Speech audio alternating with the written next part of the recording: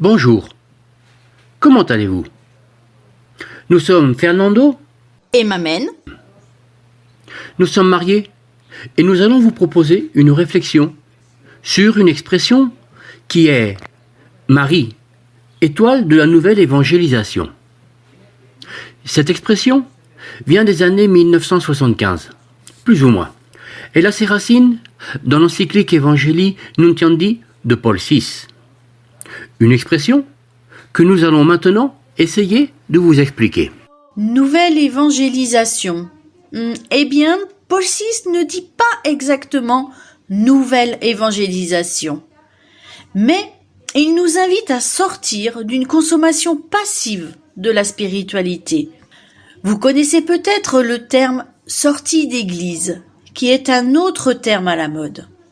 Eh bien oui, Paul VI nous a encouragés, nous a aidés à sortir, à être des missionnaires, à annoncer la bonne nouvelle. À moi, cela pourrait me faire penser à du sectarisme, du prosélytisme, à essayer d'inscrire, d'enrôler les gens. Non, ça ne me semble pas être le cas. Il me semble que c'est comme Jésus.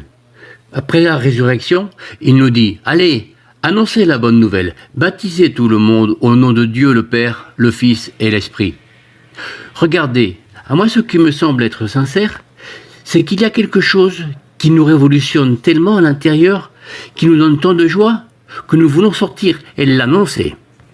Et étoile. Pourquoi étoile? Ceux d'entre vous qui ont fait le Terre Sainte Challenge, et je sais que vous êtes nombreux, et pour ceux qui ne l'ont pas fait, il y aura une nouvelle édition prochainement.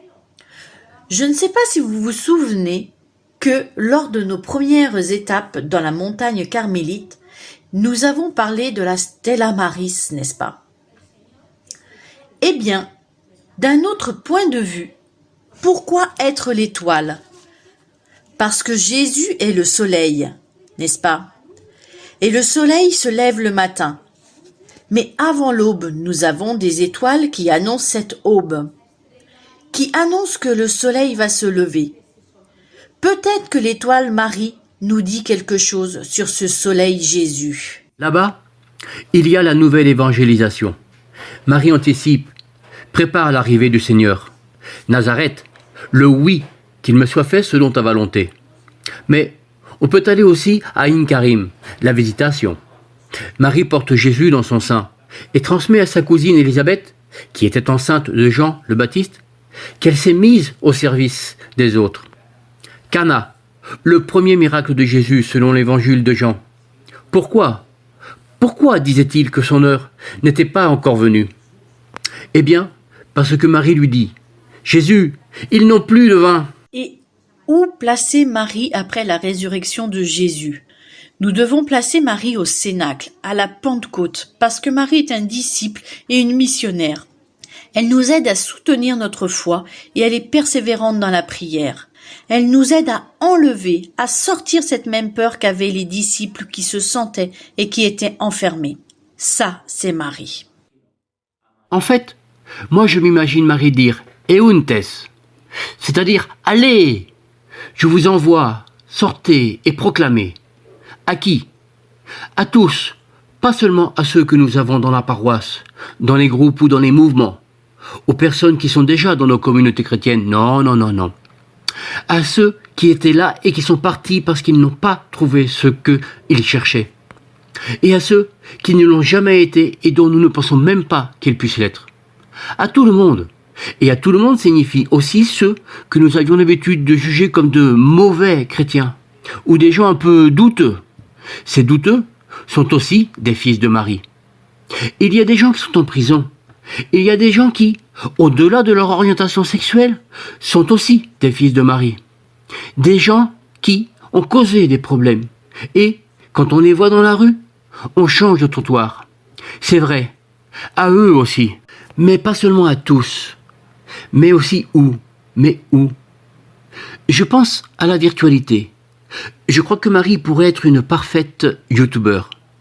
C'est-à-dire que dans l'environnement digital que le pape François nous propose pour la nouvelle évangélisation, Marie serait là, présente, sans aucun doute. Être présent à tout moment, dans le temps et hors du temps, avec notre façon d'être et de faire, avec nos mots, mais sans être fatigant, pesant. Et oui, parce que je sais que certains d'entre nous qui sommes dans la pastorale, nous sommes quelquefois un peu fatigants, pesants, mais toujours en respectant avant tout la liberté, et surtout en y allant avec le sourire. Sinon, je ne sais pas, mais si nous ne reflétons pas la joie que cela nous procure, n'allons pas évangéliser. Car ce que nous proposons n'est pas de faire souffrir les gens. Ce n'est pas un fardeau supplémentaire dans la vie. C'est une leçon. Un de mes amis d'ici, de Logrogno, dirait win-win-win. C'est-à-dire que nous avons une proposition gagnante, gagnante, gagnante. Alors, on va donc gagner quoi? Nous allons gagner en plénitude, en bonheur. Et nous espérons que beaucoup de gens se joindront à ce merveilleux projet du règne de Dieu. Alors m'amène, suivons-la, Marie étoile de la nouvelle évangélisation. Alors suivons l'étoile. Alors allons-y, continuons le pèlerinage. À plus tard.